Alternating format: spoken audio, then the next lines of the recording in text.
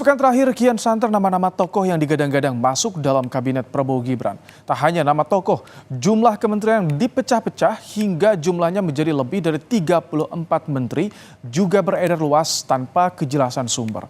Catatan Kompas TV pekan ini menyoroti dinamika membentuk kabinet Prabowo jelang pelantikannya yang dalam hitungan minggu.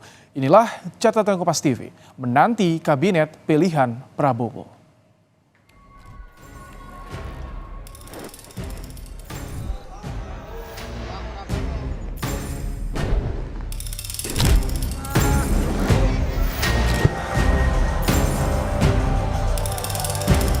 Kurang dari sebulan jelang pelantikan Prabowo Subianto dan Gibran Rakabuming Raka sebagai Presiden dan Wakil Presiden, Partai Gerindra kembali buka suara terkait kian mengerucutnya nama-nama yang akan masuk dalam kabinet Prabowo Gibran.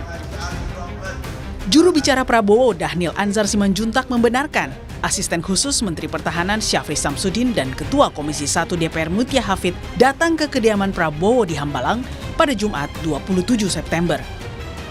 Santer nama Syafri dan Mutia akan ditunjuk sebagai Menteri Pertahanan dan Menkominfo, Dhanil hanya menegaskan kabinet masih disusun. Beliau kan memang terkait dengan Pak Prabowo, Pak Syafri adalah asisten khusus Pak Prabowo dan selama ini membantu Pak Prabowo di Kementerian Pertahanan. Mbak Mutia kan juga Ketua Komisi 1 adalah mitra kerja Pak Prabowo. Jadi beliau ya sering berdiskusi dengan Pak Prabowo. Sementara Sekjen Partai Gerindra Ahmad Muzani yang enggan membeberkan pertemuan Prabowo dengan sejumlah tokoh di Hambalang hanya berseloroh bakal calon menteri semuanya sedang deg-degan. Tapi nama-nama yang udah kesebut sekarang tuh emang benar akan masuk dalam kementerian? Nggak tahu. Si Pak Sekjen mah jadi sedikit agak. Pokoknya sekarang pada deg-piar. Sebelumnya, Partai Gerindra menebar info jika proses penyusunan kabinet Prabowo sudah mengerucut. Selain soal tokoh, baik itu dari kalangan profesional maupun parpol, Prabowo juga mengkaji soal pemecahan sejumlah kementerian yang mengurusi lebih dari satu bidang.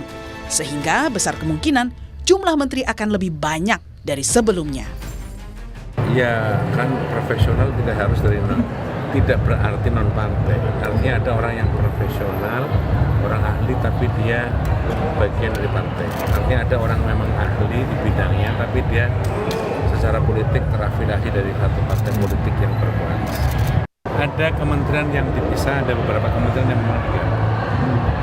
Memang jumlah keseluruhan mungkin bertambah dari yang sekarang.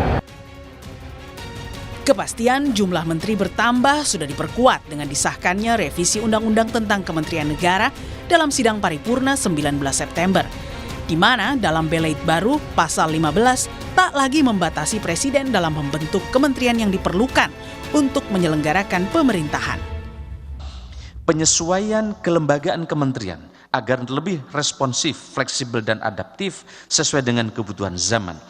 Hal ini dilakukan melalui perubahan norma yang tidak lagi mengatur batasan jumlah kementerian yang dibentuk, melainkan pembentukan kementerian ditetapkan sesuai dengan kebutuhan penyelenggara pemerintahan. Bertambahnya jumlah menteri tentu akan berimbas pada penambahan beban anggaran negara. Menurut pengamat, selain akan berdampak pada target kementerian yang sudah ada karena pengurangan anggaran, gemuknya kabinet akan mempersulit untuk bergerak satset. Katanya akan digemukkan secara kuantitatif menjadi 44. Itu saja menurut saya sudah jadi problem. Kenapa? Anggaran kita terbatas. Andai kata betul, kementerian-kementerian yang existing, itu jatah anggarannya akan dikurangi loh. Artinya kan mencapai targetnya lebih susah. Dan apapun yang terlalu akomodatif dan gemuk, bukan sehat ya, besar tapi sehat itu berbeda dengan gemuk, itu pasti akan sulit untuk bergerak maju. Padahal kita tahu Pak Prabowo ini ambisinya luar biasa ketika berbicara pertumbuhan ekonomi 8%, termasuk beberapa program populis lain. Memilih, menentukan, dan menetapkan siapa dan berapa kementerian di kabinet sepenuhnya adalah hak prerogatif presiden.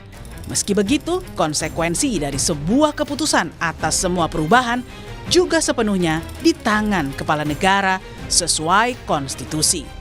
Tim Liputan Kompas TV.